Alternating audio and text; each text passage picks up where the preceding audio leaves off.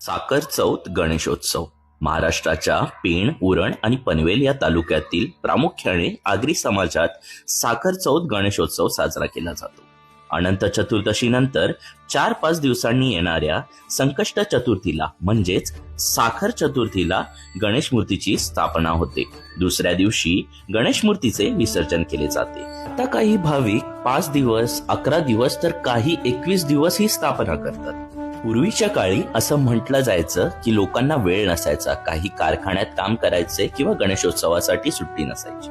तर त्या लोकांनी साखर चौथीला गणेशोत्सव साजरा करायची सुरुवात केली. अजून म्हणजेच याला असं कोणताही पौराणिक कथा किंवा असं शास्त्रीय कारण नाहीये.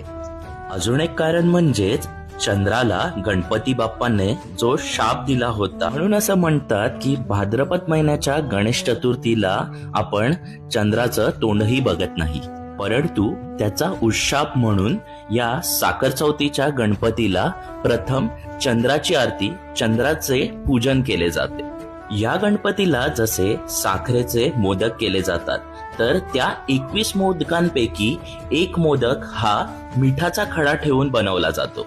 ज्या व्यक्तीचा उपवास असतो त्या व्यक्तीने तो मिठाचा खड्याचा मोदक येईपर्यंत ते सारे मोदक खायचे असतात आणि तेव्हाच तो उपवास सोडवला जातो असे म्हणतात. अजून एक गोष्ट म्हणजे पितृपक्ष असल्यामुळे आपण अशा कोणत्या चांगल्या गोष्टीचा कधी विचार करत नाही. परंतु याला असं कोणतं पौराणिक कथा किंवा असं खास महत्व न असल्यामुळे गणपती बाप्पा हे स्वतःच महान गणनायक आहेत, म्हणूनच हा सण साजरा करताना पितृपक्षाचा विचार केला नाही जात.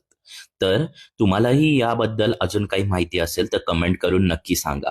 मला जितकी माहिती होती तितकी मी तुम्हाला शेअर केली. तर तुमची माहितीही तुम्ही कमेंट्समध्ये सांगा आणि माझं काही चुकलं असेल तर माफ करा.